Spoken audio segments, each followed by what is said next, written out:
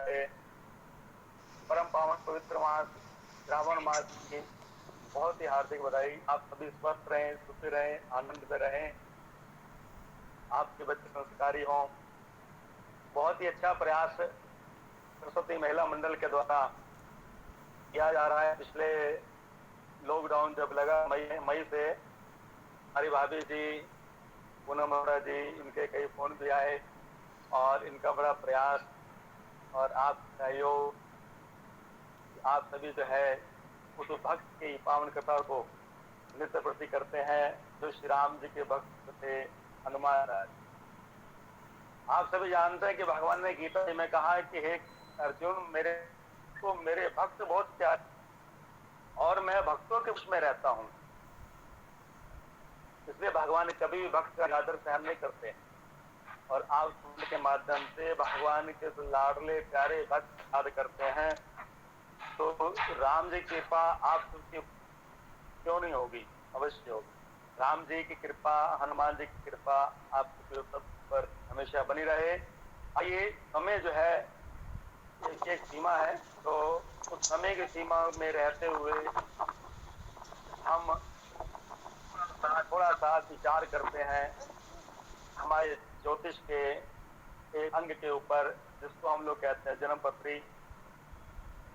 वैसे तो ज्योतिष के कई अंग हैं, देखते हैं, कई माथे की रेखा देखते हैं, कई पैरों की रेखाएं भी देखते हैं और कई अंक ज्योतिष भी लगाते हैं, कई अंग है ज्योतिष।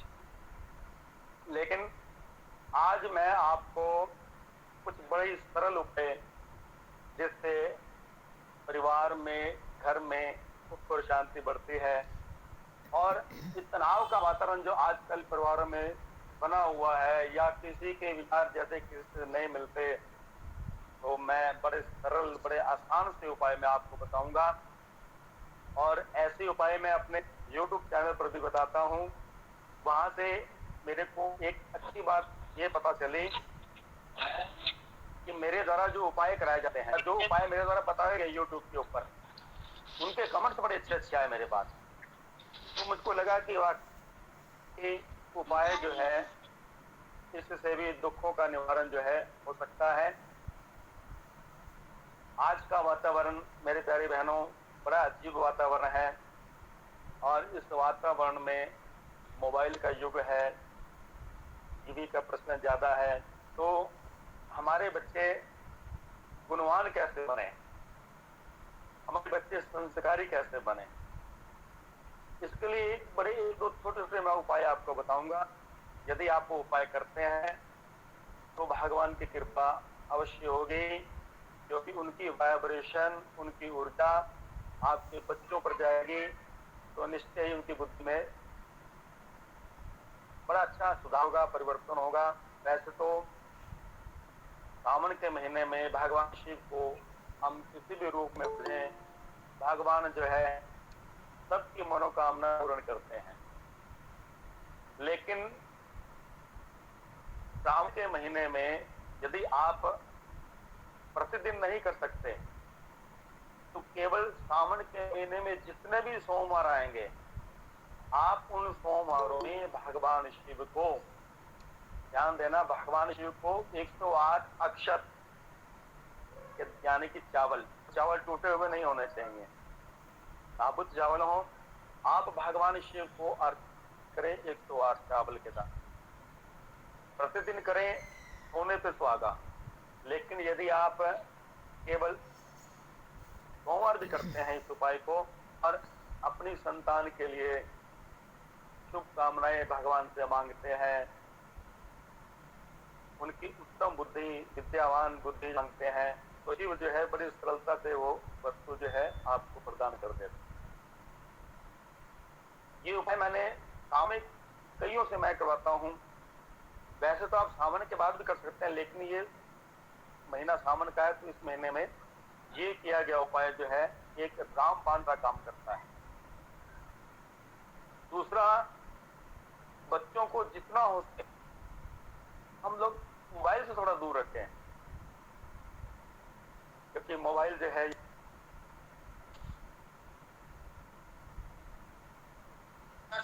मोबाइल तो कुछ इसके हानि हानिकारक भी टेक्स्ट हैं, तो बच्चों को थोड़ा मोबाइल से दूर रखें। और यदि मोबाइल बच्चे चलाते हैं तो उनको कुछ ऐसे वो दिखाएं जिससे उनकी बुद्धि का विकास भी हो सके। कुछ ऐसे मोबाइल में बड़े ऐप हैं। दूसरा,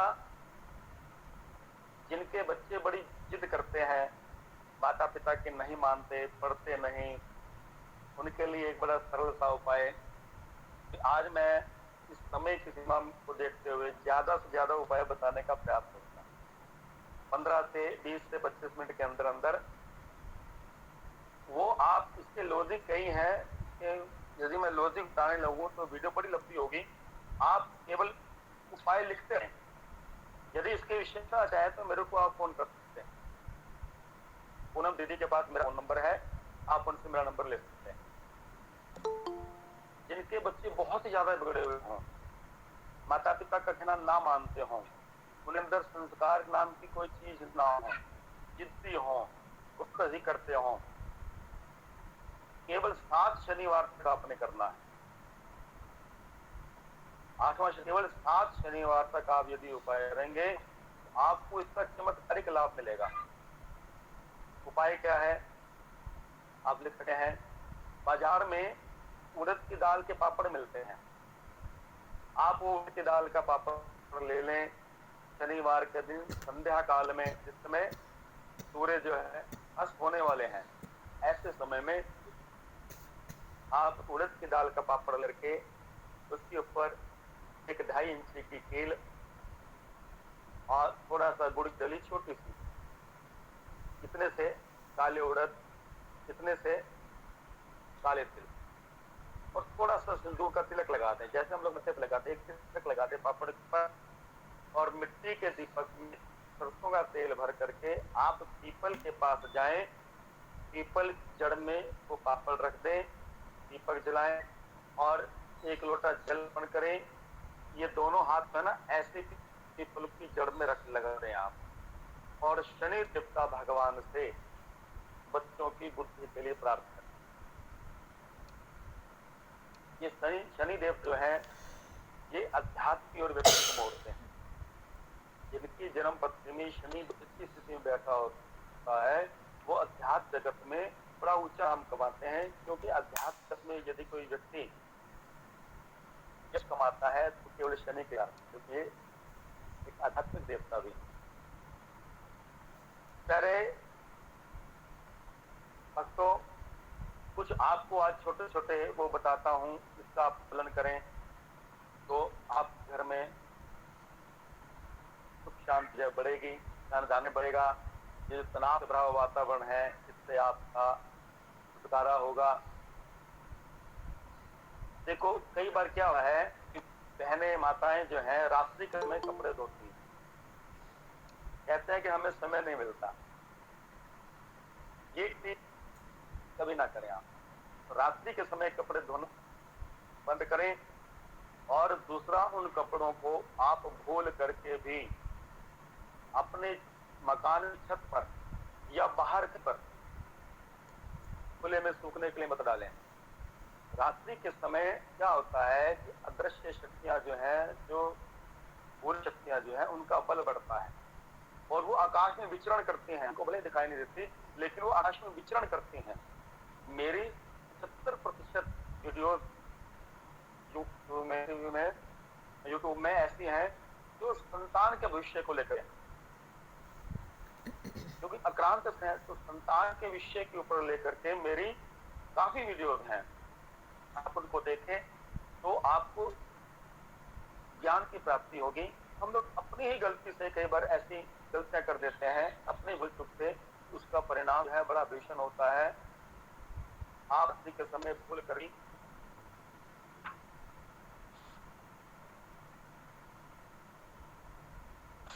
आप बरामदे में मत डालें, अपने घर के अंदर डालें। आप कपड़ों, हर व्यक्ति के शरीर से एक विशेष गंध निकलती है और ये यदि हम रात्रि में कपड़े सूखने में डालते हैं तो वो उन कपड़ों उसको पहनने के बाद विशेषकर छोटे बच्चों की और स्त्रियों के उनके कोख कोई चीज बांध देती है, उनके भ्रूण को खाती है। तो प्यारे भक्तों, आप इस चीज का थोड़ा ध्यान रखें। और दूसरा, सुख के लिए, रोग के नाश के लिए, धन धान्य के लिए उपाय लिखें, सभी कर सकते हैं। मेरे किसी भी उपाय का कोई साइड इफेक्ट नहीं है। मेरे जितने भी उपाय मैं आपको बता रहा हूं, आप ये निश्चिंत और बेधड़क कर सकते हैं। सुख के लिए, शांति के लिए, रोग के नाश के लिए। काली मिर्च जो है ये एक औषधि कार्य तो करती है, लेकिन हमारे ज्योतिष शास्त्र में जो है का एक विशेष स्थान भी है। दुर्गा सप्तमी में काली मिर्च से मां दुर्गा की आहुति दी जाती है। जो लोग दुर्गा पाठ करते होंगे संस्कृत में दुर्गा सप्तमी का, उसमें काली मिर्च से माता को आहुति दी जाती है। तो काली मिर्च का एक विशिष्ट स्थान है। तो आप क्या कर, काली मिर्च के 5 दाने लेकर के आपने क्या करना है, राह पर जाना है। चारों रास्तों पर एक एक दाना फेंक करके ने फेंकना है। वहां जो है काली मिर्च का आपने आकाश की ओर फेंकना और घर आना है। ये उपाय आपको 9 दिन तक करना है। यदि आप ये 9 दिन तक ये उपाय करेंगे तो देखना 9 दिन के अंदर अंदर आपको कितनी शांति मिलेगी। बुरी वाइब्रेशन, बुरी ऊर्जा जो है वो दूर हो जाएगी। आपका मन प्रसन्न होगा। प्यारे भक्तों, ये उपाय आप अवश्य करें। अब एक उपाय धन के लिए, क्योंकि बिना धन के किसी का कार्य नहीं चलता। क्या छोटा क्या बड़ा, सबको धन की आवश्यकता है। हमारे ज्योतिष शास्त्र में कुछ ऐसे साधन भी बताए गए कि हम किसी देवता को प्रसन्न करके जो है धन की प्राप्ति कैसे करें। सावन का महीना है और सावन के महीने में सभी भगवान शिव को बेलपत्र अर्पण करते हैं। बेलपत्र अर्पण करें, 3 दलों का करना चाहिए जिसमें 3 पत्तियां हों। और आप इतना तो जानते हैं कि बेलपत्र भगवान शिव को अर्पण किया, लेकिन आपको नहीं पता कि यही बेलपत्र जो है एक चमत्कार करता है। यदि आप ये करोगे तो आप हैरान हो जाओगे। इस बेलपत्र के ऊपर मां लक्ष्मी का वास होता है, इसकी कथा शिव पुराण में। बेलपत्र के ऊपर, बेल के वृक्ष के ऊपर लक्ष्मी का वास होता है संध्या काल में। शुक्ल पक्ष के सोमवार के दिन, शुक्ल पक्ष हो, सोमवार का दिन हो, संध्या काल में घी का दीपक बेलपत्र जड़ में जलाएं और वहीं पर बैठ करके बेलपत्र के वृक्ष के नीचे आप लक्ष्मी जी के किसी भी मंत्र उच्चारण करें। श्री शुक का पाठ करें, कनक धारा स्तोत्र का पाठ करें, या कोई भी पाठ करें। और नहीं आता तो प्यारे भक्त आप केवल ह्रीं ह्रीं ह्रीं लक्ष्मी का मंत्र, इस मंत्र को ही करते रहें। करने के बाद आप घर आए, पीछे मुड़ करके नहीं देखना। जब आप उठोगे वहां से तो लक्ष्मी आपके पीछे पीछे पीछे आपके घर तक आ जाए। भगवान शिव ने ये वरदान दिया हुआ है। बेलपत्र, शिव के ऊपर चढ़ा हुआ बेलपत्र, किसी के घुटने में दर्द हो, किसी की पीढ़ों में दर्द हो, अगर वो बेलपत्र आप उठा करके शिव के सामने मंदिर में अंदर या मंदिर की चौखट पर वो बेलपत्र खा लेते हो, घर आकर थोड़ी देर आराम करते हो, तो भगवान शिव की कृपा से आपका वो दर्द भी धीरे धीरे। जय श्री राम। कई ऐसे उपाय हैं, आप ये उपाय करें। अब मैं आपको बताऊं, किसी की दुकान न चलती हो, किसी की फैक्ट्री ना चलती हो, फैक्ट्री के अंदर वर्कर मनमानी करते हो, छुट्टियां बहुत करते हो, इसके लिए बड़ा सुंदर उपाय ये पुराण से लिया हुआ। आपने क्या करना है, हनुमान जी के बाएं पैर से सिंदूर लेकर के और उस सिंदूर से अपनी दुकान के अंदर या अपनी फैक्ट्री के बाहर गेट पर आपने एक सतिया बनाना है। मैंने समझ रही होगी, जो गणेश जी जिसको हम बोलते हैं, वो सतिया आपने बनाना है। लेकिन सतिया बनाते बनाते आप मन में एक नाम उच्चारण करना है। देखना क्या चमत्कार होता है। आपको पता है कि हनुमान जी के छोटे भाई भी हैं। हनुमान जी सबसे बड़े हैं, लेकिन हनुमान जी के छोटे 3 भाई और हैं। उनका नाम है गतिमान, रतिमान, व्रतिमान।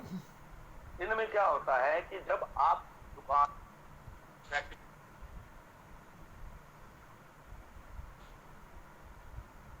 पर या फैक्ट्री पर आप सतिया बनाते हैं हनुमान जी की बाएं पैर के सिंदूर से और मन में नाम लेते रहे गतिमान गतिमान गतिमान गतिमान, तो भगवान की कृपा से वो दुकान बड़ी अच्छी चलती है और उनकी फैक्ट्री भी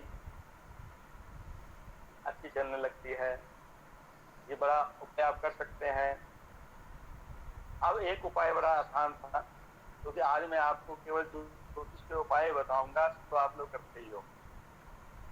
करनिया देवी जी आई और भी भक्त जो है, भगवान के बड़े बड़े भक्त आए, मैंने देखा भी है, तो उन सबको और भी करता हूँ। मैं देवी जी को भी नमन करता हूँ।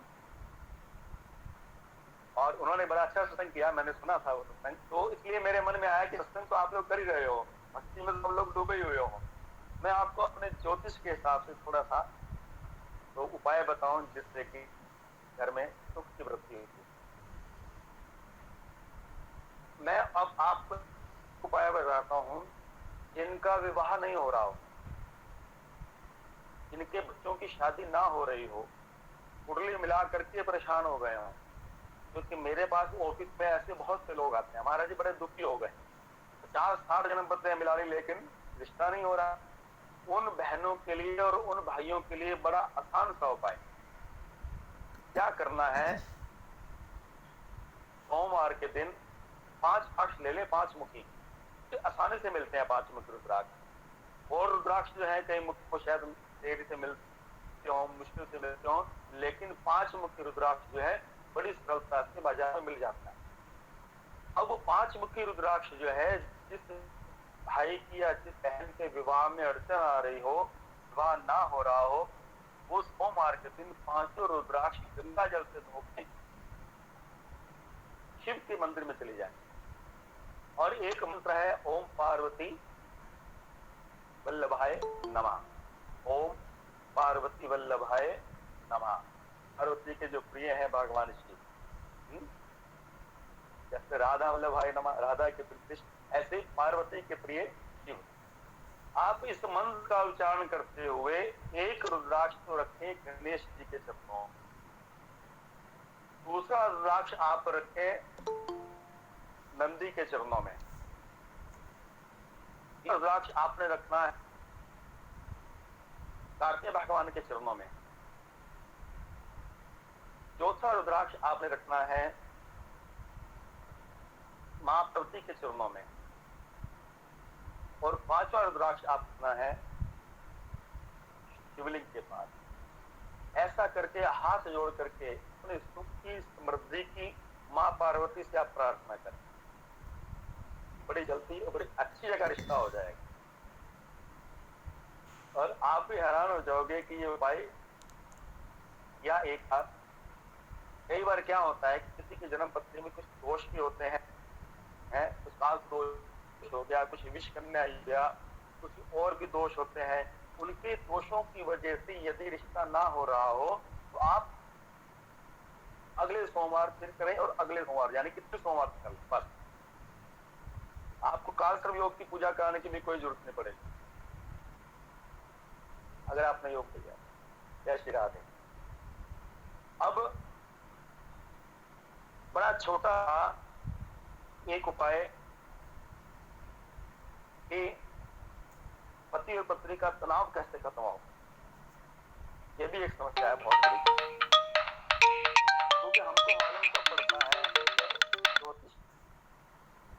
में मेरे पास लोग आते हैं, मेरे ऑफिस में आते हैं, तो जब मैं उनकी बात सुनता हूँ तो बड़ा दुख भी होता है। तो उनके तनाव को कम करने के लिए आप एक उपाय करें।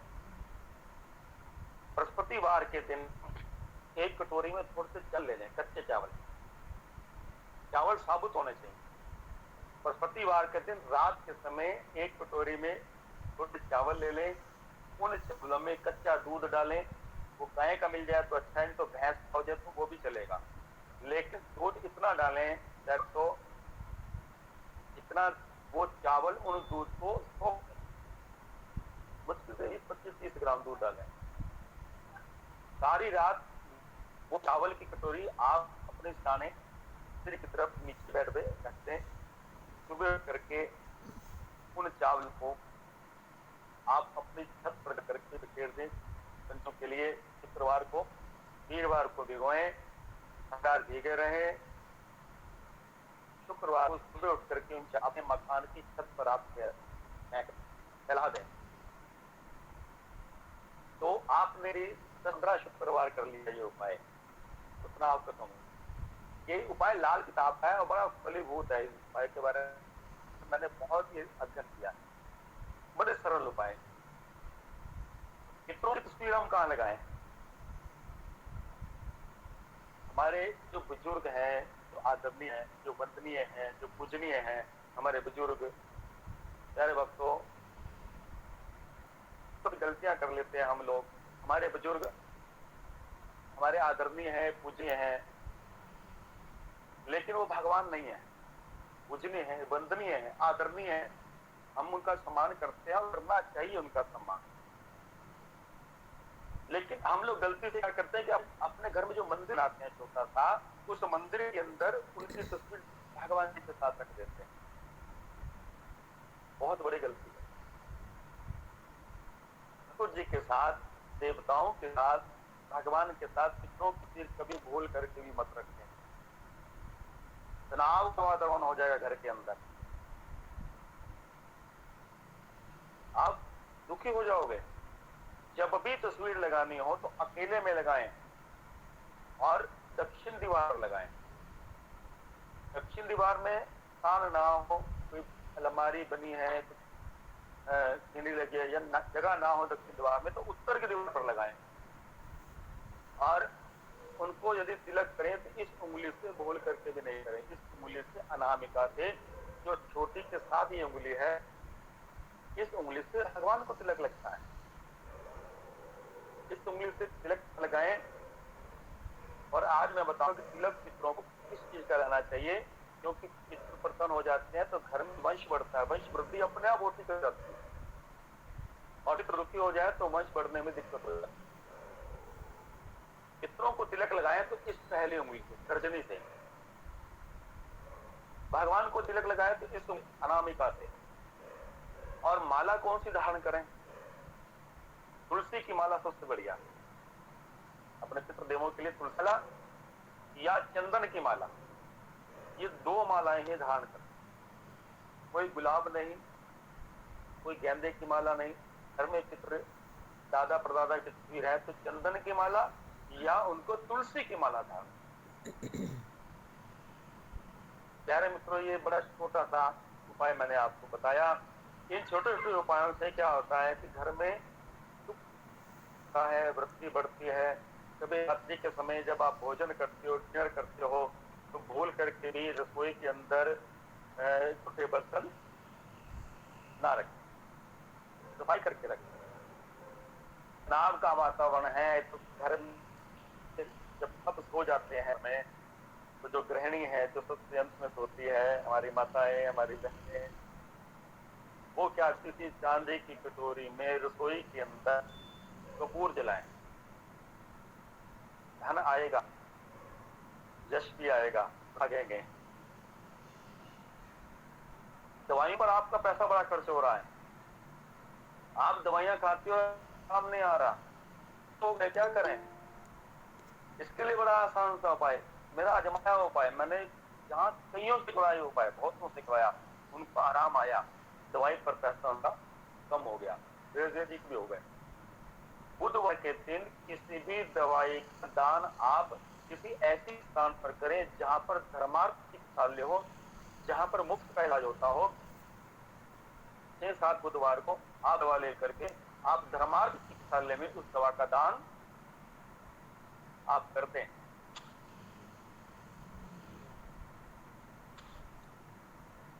हैरान हो जाओगे कि कैसा अच्छा उपाय है। और सबसे अंत में बस 2-4 मिनट की बात और करता हूं। सबसे अंत में आपको एक बड़ा छोटा सा वो अपने ज्योतिष का टोटका आपको दे के जाऊंगा, आप करना, उसको देखना, अपने मित्रों में, भाइयों में, बंधुओं में, रिश्तेदारों में करके देखना, गणित लगा करके देखना। अब मैं आपसे बात करूंगा कि हमारे घर में, हमारे बरामदे में घर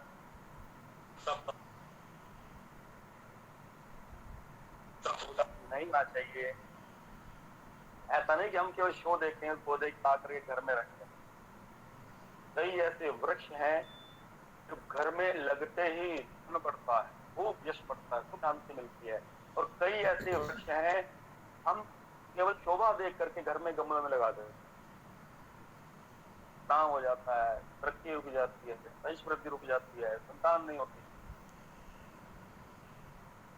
आप लगाने चाहिए। सबसे पहले तो हमें तुलसी का वृक्ष लगाना चाहिए। वो तुलसी से सभी परिचित है, तो हम तुलसी से सभी परिचित हैं। हरे कृष्णा। तुलसी का वृक्ष, उसकी वाइब्रेशन है, और तुलसी का वृक्ष घर में अवश्य हो। दूसरा, बेल लगा सकते हैं। बेल पत्र के वृक्ष के ऊपर साक्षात लक्ष्मी का वास होता है, शिव ने वरदान दिया, उपरांत किया। तीसरा, शमी का वृक्ष। जिस घर में शमी का वृक्ष होता है और उस वृक्ष के पास पत्तों के दीपक जलाते हैं, तो उस घर में शनि में की कितनी भी साढ़े साथी हो, कितनी भी ढैया हो, अपना प्रभाव उस घर के ऊपर नहीं दिखाता जिस घर में शमी का वृक्ष होता है। दूसरा, अश्वगंधा, बड़ा अच्छा औषधीय पौधा है, लगाइए घर में। इसका चूर्ण बहुत उत्तम है, अमृत है ये। और इसके पश्चात आंवला लगाइए, आंवले का वृक्ष लगाइए, अमृत है। अशोक वृक्ष लगाइए।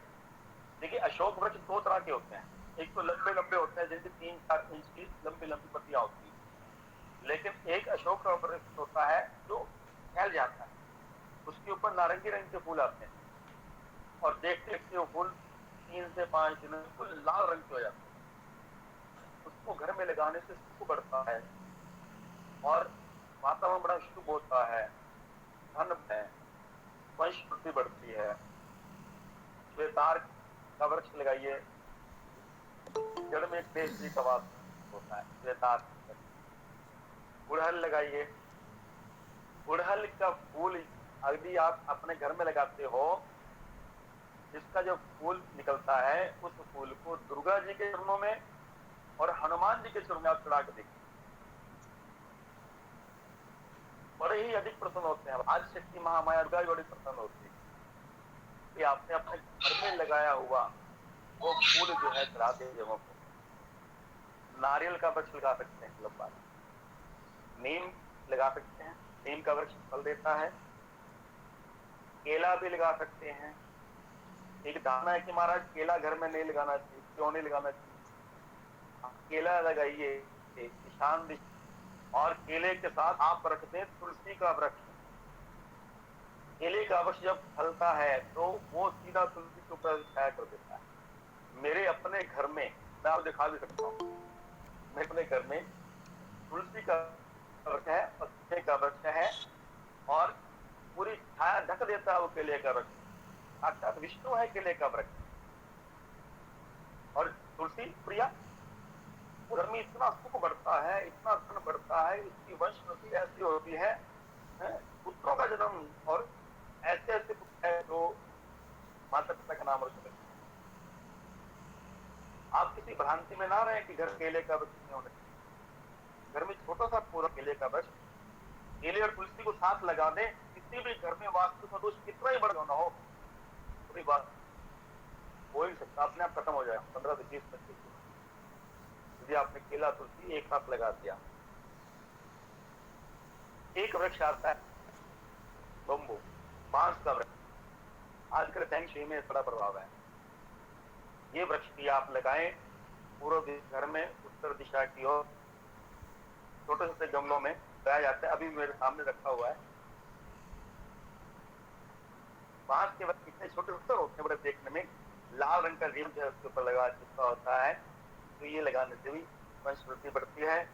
मनी प्लांट लगाएं, लेकिन मनी प्लांट को लगाने का एक तरीका है, इसको गलत लगाए तो हानि होगी, सही दिशा में लगाएंगे तो लाभ ही लाभ होगा।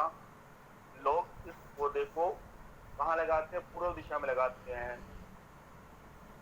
उत्तर में लगा देते हैं, ईशान दिशा में लगा देते हैं। लोगों के मन में ये भाव होता है कि ये दिशाएं देव स्थान है, तो ये जहाँ मनी प्लांट लगेगा नहीं धन जाएगा, आएगा नहीं। मनी प्लांट रेंज लगाना है तो आप अग्नि कोण में लगाएं, अग्नि कोण पर फायदा देता है। और एक वृक्ष मैं और बताता हूं, अनार का वृक्ष अग्नि कोण में लगाना चाहिए। अनार का वृक्ष आपके घर में ऐसा बगीचा आपने बनाया हुआ है, अब कौन सा वृक्ष लगाएं?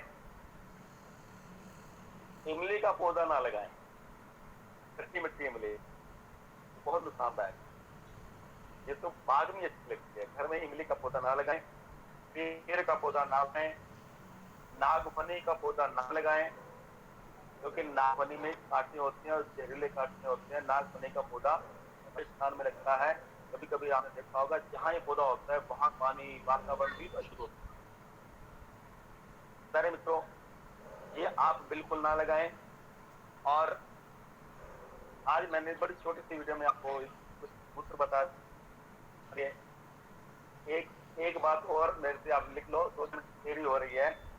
शनिवार को हमको क्या नहीं खरीदना चाहिए, जिससे शनि देवता रुष्ट, झाड़ू ना खरीदें, शनिवार को झाड़ू ना खरीदें, तेल ना खरीदें, लोहा ना खरीदें, काले ना खरीदें, नमक ना खरीदें, कैंची ना खरीदें, शनिवार को चक्की ना खरीदें, तो चक्की चलती है तो मिक्सी बोलते हैं, अब तो मिक्सी है उसको ना खरीदें, काले तिल ना खरीदें, काली मिर्च ना खरीदें, काले उड़द ना खरीदें, काला कपड़ा शनिवार को नहीं खरीदना चाहिए।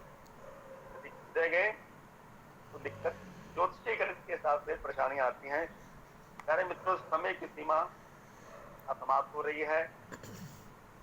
यदि आप कुछ भी पूछना चाहते हैं तो हमारी दीदी पूनम जी से आप फोन नंबर ले सकती हैं और कुछ भी मेरे से पूछ सकते हैं। मेरा यूट्यूब है अनिल कोदंड के नाम, ANILKOEAND,